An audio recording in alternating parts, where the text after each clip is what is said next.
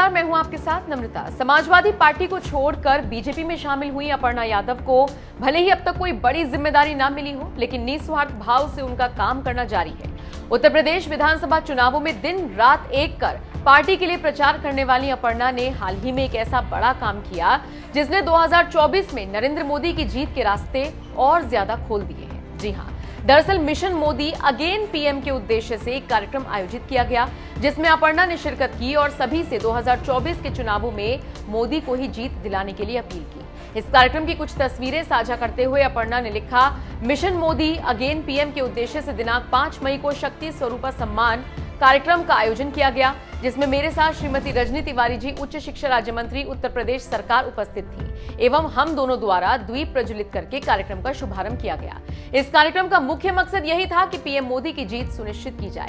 आपको पता ही है, साल 2024 में लोकसभा चुनाव होने हैं और बीजेपी इसके लिए अभी से जी तोड़ मेहनत कर रही है। बीजेपी कार्यकर्ताओं ने भी इस दिशा में काम करना शुरू कर दिया है। ऐसे में अपर्णा भी 2024 की जीत का दमखम भरते हुए कड़ी मेहनत कर रही है। आपको बता दें, यूपी विधानसभा चुनावों के दौरान अपर्णा ने बीजेपी का दामन थाम लिया था। उम्मीद थी कि पार्टी उन्हें कोई ना कोई बड़ा पद जरूर देगी, लेकिन ऐसा हुआ नहीं। अपर्णा को कब कोई जिम्मेदारी मिलेगी ये तो फिलहाल बीजेपी आलाकमान को ही पता है, लेकिन अपर्णा अपनी तरफ से पूरी मेहनत कर रही है, ये किसी से छिपा नहीं है। चुनावों के दौरान जब हमने उनसे बात की थी तब भी वो पीएम मोदी और योगी की तारीफ करती हुई नजर आई थी। चलिए जाते जाते आपको अपर्णा का वो बयान सुनवाती है। बहरहाल आपका इस पूरी खबर पर क्या कहना है, कमेंट बॉक्स में जरूर बताइए। आज भी यही कहूंगी कि विचारों की वजह से ज्वाइन करी।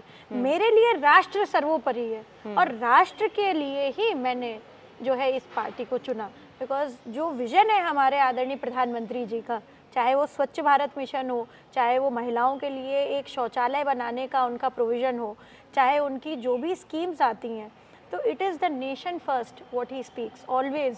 और इस बार भी आपने 26 जनवरी पे, और भी दर्शकों ने जो इस इंटरव्यू को देख रहे हैं, 26 जनवरी में प्रधानमंत्री जी ने एक्स्ट्रा फोकस दिया upon unsung heroes and heroines of this country and specially women.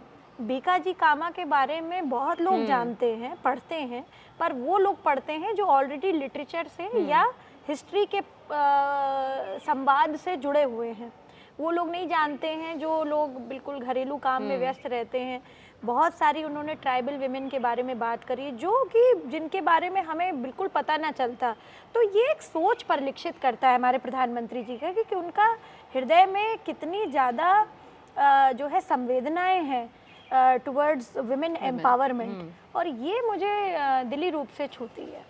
और चाहे आप देखिए केंद्र में मोदी जी हों, चाहे हमारे उत्तर प्रदेश में योगी जी हों, तो योगी जी को भी बहुत साधुवाद है जिस प्रकार से उन्होंने अपने आचरण को और अपना जिस प्रकार से वो जीवन जीते हैं, जो उनका जीवन जीने का एक तरीका है, ये बहुत बड़ी बात है। अपने उसूल पे कायम रहना, अपने वस्त्रों को मतलब एक मुखर रूप से जब उन पे टारगेट किया जाता है उनको कि आप जो है भगवा वस्त्र क्यों पहनते हैं, या उनको संत के उस पे काफ़ी बार टोका जाता है। एक विपक्ष का आरोप हमेशा रहता है बीजेपी पर, आपने बहुत बार सुना होगा। वो आरोप होता है कि बीजेपी ने इन 5 सालों में यूपी में कोई काम नहीं किया।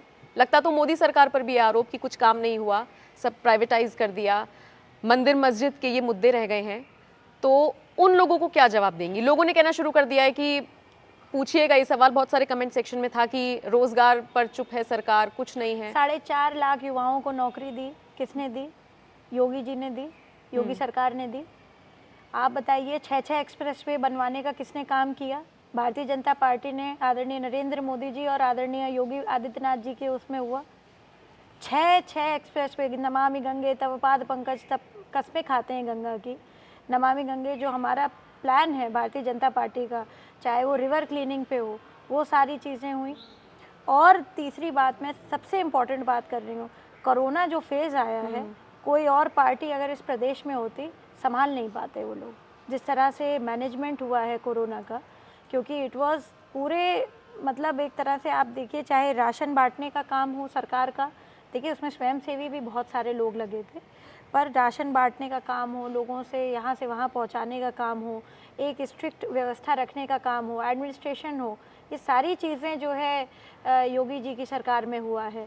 महिलाओं के लिए कितने अच्छे काम हुए हैं, चाहे वो केंद्रीय हो, चाहे उत्तर प्रदेश की जितनी भी व्यवस्थाएं हुई हैं, चाहे वो उज्ज्वला योजना के तहत हो, चाहे वो आपको डबल राशन मिलने का काम हो, चाहे आपको जो है जो शेरनी दल बने हैं अभी, आप ये बताइए ना, प्रधानमंत्री जी तो बार बार इस बात को कह रहे थे कि कोई भी व्यक्ति हम पे टिप्पणी करके देखे और हमारे कामों की लिस्ट उठा करके देखे, अपने आप फर्क साफ हो जाएगा। और मैं बताती हूँ, ये विपक्ष का आरोप हमेशा लगता रहा, जो आप कह रहे हैं मस्जिद और मंदिर वाली बात, राम मंदिर का जो इशू था, ये जब भी उठा तब सरकारें और औरों की थी, मगर बनाया किसने और बना कौन रहा है? ये राम मंदिर इस सरकार में बन रहा है, भारतीय जनता पार्टी के उसमें उसका फाउंडेशन स्टोन रखा गया है। ये एक बहुत ही गर्व और हर्ष का विषय है सारे ही राम भक्तों के लिए। और राम सिर्फ एक धर्म का नहीं है, राम एक आस्था का प्रतीक है। बहुत सारे जो है लोग हैं अन्य धर्मों के, वो जो है राम में बहुत आस्था रखते हैं, क्योंकि राम एक भारत का चरित्र है। ऐसा हर आदमी, हर बेटा जब पैदा होता है घर में तो कहते हैं राम जैसा बेटा पैदा हो, क्योंकि बेटे के रूप में आदमी चाहता है कि राम हो, पति चाहे ना चाहे, मगर बेटा हमेशा चाहता है कि राम जैसा हो।